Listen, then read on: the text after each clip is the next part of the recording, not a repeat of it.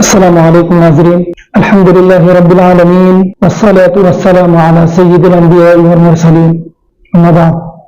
سامعین، یہ رمضان المبارک کا رحمت اور برکت والا مہینہ چل رہا ہے، تو اس مناسبت سے اعتکاف کے بارے میں بھی جاننا نہایت ضروری ہے۔ اعتکاف عربی زبان کا لفظ ہے جس کے معنی ہے ٹھہر جانا اور خود کو روک لینا۔ اسلام کی اصطلاح میں اعتکاف کہتے ہیں رمضان کے آخری عشرے میں عبادت کی غرض سے اللہ تعالیٰ کا قرب حاصل کرنے کے لیے مسجد میں ٹھہر جانے کو۔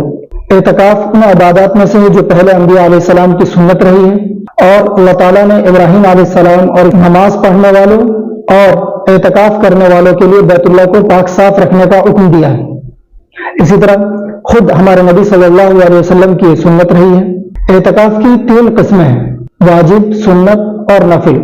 واجب اعتکاف یہ ہے کہ بندہ اعتکاف کرنے کی منت اور نظر مانے، جیسے کوئی شخص کہے کہ میرا فلاں کام ہو گیا تو میں اتنے دن کا اعتکاف کروں گا، تو اس سے اس کے اوپر اعتکاف واجب ہو جاتا ہے، اور اس اعتکاف کے لیے ضروری ہے کہ وہ جب بھی ان اعتکاف کو ادا کرے گا تو اس کے لیے روزہ بھی رکھے گا۔ واجب اعتکاف کے لیے روزہ شرط ہے۔ دوسری قسم نفلی اعتکاف۔ نفلی اعتکاف یہ ہے کہ بندہ جب بھی جس وقت بھی مسجد میں جائے اعتکاف کی نیت کر لے، اس سے اسے اعتکاف کا ثواب ملتا رہے گا۔ اس کے لیے کوئی وقت یا مدت مقرر نہیں ہے، جب تک وہ مسجد میں رہے گا اس کو اعتکاف کا ثواب ملتا رہے گا، جب وہ مسجد سے باہر نکلے گا اس کا اعتکاف ختم ہو جائے گا۔ اور اس نفلی اعتکاف کے لیے کوئی روزہ بھی ضروری نہیں ہے۔ تیسرا ہے اعتکاف مسنونہ۔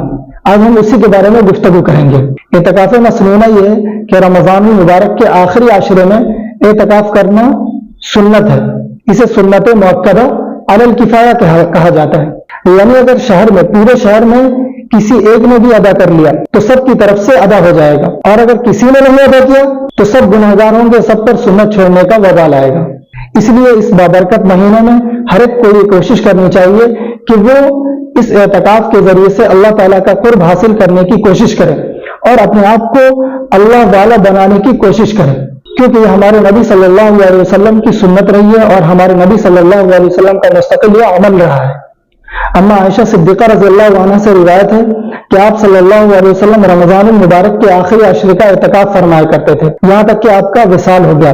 اس کے بعد آپ کی ازواج مطہرات اس کو کرتی رہیں۔ اس حدیث کو امام بخاری نے نقل کیا ہے۔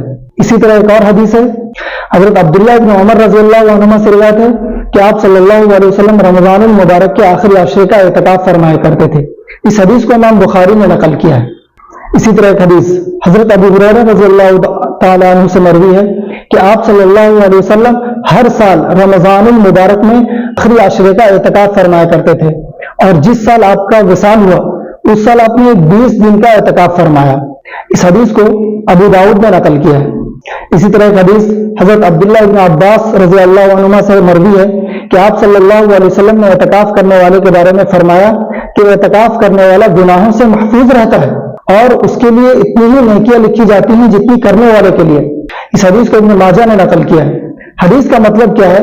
حدیث کا مطلب یہ ہے کہ اعتکاف کرنے والا اعتکاف کرنے کی وجہ سے بعض اعمال نہیں کر سکتا، مثلا مریض کی عیادت نہیں کر سکتا، جنازے میں شرکت نہیں کر سکتا وغیرہ۔ ایسے اعمال کے بارے میں کہا گیا کہ اعتکاف کرنے والا اگرچہ عمل نہیں کرتا مگر اس کو اتنا ہی ثواب دیا جاتا ہے جتنا کرنے والے کو دیا جاتا ہے۔ اسی طرح ایک اور حدیث ہے، حضرت ابو سعید خدری رضی اللہ تعالیٰ عنہ کہتے ہیں کہ آپ صلی اللہ علیہ وسلم نے رمضان المبارک کے پہلے عشرے میں اعتکاف فرمایا، پھر دوسرے عشرے میں اعتکاف فرمایا، پھر ترکی خیمہ جس میں آپ اعتکاف فرما رہے تھے اس سے سر باہر نکال کر آپ نے فرمایا کہ میں نے پہلے عشرے کا اعتکاف شب قدر کی تلاش اور اہتمام کی وجہ سے کیا تھا، پھر اسی کے لیے دوسرے عشرے کا اعتکاف کیا، پھر مجھے کسی بتلانے والے یعنی فرشتے نے بتلایا کہ وہ رات آخر عشرے میں ہے، لہذا جو لوگ میرے ساتھ اعتکاف کر رہے ہیں وہ آخر عشرے کا بھی اعتکاف کریں۔ مجھے یہ رات دکھلا دی گئی تھی پھر بھلا دی گئی۔ اس کی علامت یہ ہے کہ میں نے اس رات کی صبح کو اپنے آپ کو گیلی مٹی میں سجدہ کرتے ہوئے دیکھا ہے، لہذا اب اس کو آخر عشرے کی طاق راتوں میں تلاش کرو۔ اس حدیث کو امام بخاری نے نقل کیا ہے۔ حدیث کا ایک مطلب یہ بھی نکل کے آتا ہے کہ اعتکاف کے ذریعے اصل مقصد شب قدر کا حصول ہے، کہ بندہ شب قدر کو کس طریقے سے حاصل کر لے۔ تو اس کا ایک بہترین طریقہ یہ بتایا گیا کہ بندہ اعتکاف میں بیٹھ جائے، اس کے ذریعے سے اس کو شب قدر آسانی سے مل سکتی ہے۔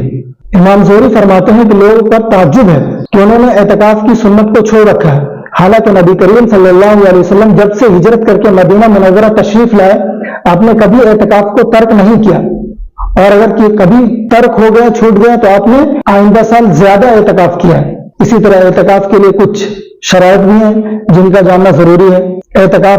اعتکاف مسنونہ کے لیے روزہ شرط ہے، چیزیں کہ ہم اس اعتکاف کو رمضان میں ہی کرتے ہیں اور یہ اعتکاف رمضان میں ہی کیا جاتا ہے۔ اسی طرح مردوں کا اعتکاف مسجد میں ہوتا ہے اور عورتوں کا اعتکاف گھر کی مسجد میں۔ اعتکاف کے لیے سب سے بہترین جگہ، سب سے افضل جگہ مسجد الحرام ہے، پھر مسجد نبوی ہے، پھر مسجد اقصیٰ ہے، پھر اس کے بعد کسی بھی جامع مسجد میں اعتکاف کرنا افضل ہے۔ ایسے یہ اعتکاف ہر اس مسجد میں جائز ہے جہاں 5 وقتہ نماز ادا کی جاتی ہو اور جمعہ کی نماز نہ ہوتی ہو۔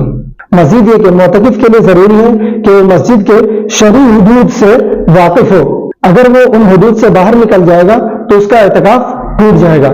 ہاں، قضاء حاجات کے لیے اور پیشاب وغیرہ کے لیے وہ مسجد سے باہر جا سکتا ہے، لیکن زیادہ دیر نہ ٹھہرے، یعنی جیسے ہی اس کی ضرورت پوری ہو فوراً مسجد کے اندر آ جائے۔ اگر وہ زیادہ دیر مسجد سے باہر ٹھہرا رہے گا تو اس سے اس کا اعتکاف ٹوٹ جائے گا۔ اور یہ ان جگہوں پر ہے جہاں پر مسجد میں قضاء حاجت کا انتظام نہیں ہے، وہاں پر وہ مسجد سے باہر نکل سکتا ہے، اور اگر مسجد میں ہی تمام چیزوں کا انتظام ہے تو پھر وہ مسجد سے باہر نہ جائے۔ اگر وہ بلا وجہ مسجد سے باہر جا رہا ہے تو اس کا اعتکاف اس کی وجہ سے ٹوٹ جائے گا۔ اسی طرح اگر باہر مسجد کے شرعی حدود کے باہر جنازے کی نماز ہو رہی ہے تو اس کے لیے بھی وہ جنازے میں بھی شرکت کے لیے نہ جائے۔ ہاں، اگر صف اس طریقے سے لگ رہی ہے کہ وہ صف کا حصہ مسجد کے اندر آ رہا ہے تو وہ مسجد کے اندر والے حصے میں صف میں کھڑا ہو سکتا ہے، ورنہ پھر وہ مسجد سے باہر جنازے میں شرکت کے لیے بھی نہ جائے۔ اسی طرح عورتوں کے لیے بھی اعتکاف سنت ہے، مسنون ہے۔ ہاں، ان کے اوپر خاص دنوں میں اعتکاف جائز نہیں ہے، اور اگر دوران اعتکاف خاص دن شروع ہو گئے تو پھر ان کا اعتکاف ٹوٹ جاتا ہے۔ اور عورت اعتکاف کے لیے گھر میں ایک جگہ خاص کر لے جہاں پر وہ اعتکاف کے لیے بیٹھے گی، اور وہ اس جگہ سے بلا وجہ بلا ضرورت نہ ہٹے، نہ نکلے۔ اگر وہ بلا ضرورت اس جگہ سے اٹھ کر باہر جائے گی تو اس کا اعتکاف اس کی وجہ سے ٹوٹ جائے گا۔ ہاں، قضاء حاجات کے لیے وہ اس جگہ سے جائے اور جیسے ہی اس کی ضرورت پوری ہو فوراً وہ اس جگہ لوٹ کر آ جائے۔ ہاں، اسی طریقے سے عورت اس جگہ بیٹھ کر گھر کے جو دوسرے کام ہیں ان کاموں کو انجام دے سکتی ہے، ان کاموں کو وہاں پر بیٹھ کر کر سکتی ہے اگر خالی ہے تو، ورنہ تو بہتر یہ ہے کہ وہ اپنے آپ کو زیادہ سے زیادہ عبادت وغیرہ میں مشغول رکھے، تسبیحات وغیرہ میں مشغول رکھے، کیونکہ اعتکاف کا مقصد یہی ہے۔ اعتکاف کا مقصد یہی ہے کہ بندہ اپنے آپ کو اللہ تعالیٰ سے زیادہ قریب کرے، اور وہ زیادہ سے زیادہ قریب اسی وقت ہو سکتا ہے جب وہ زیادہ سے زیادہ عبادات کرے گا، اللہ تعالیٰ کے ذکر کو زیادہ سے زیادہ انجام دے گا۔ یہ تھی اعتکاف کی کچھ وضاحت۔ اللہ تعالیٰ ہم تمام کو اس سنت پر عمل کرنے والا بنائے، آمین۔ اگر بات آپ کو اچھی لگی ہو تو بلغوا عنی ولو آیا کے تحت اپنے احباب میں بھی اس کو شریک کریں۔ السلام علیکم۔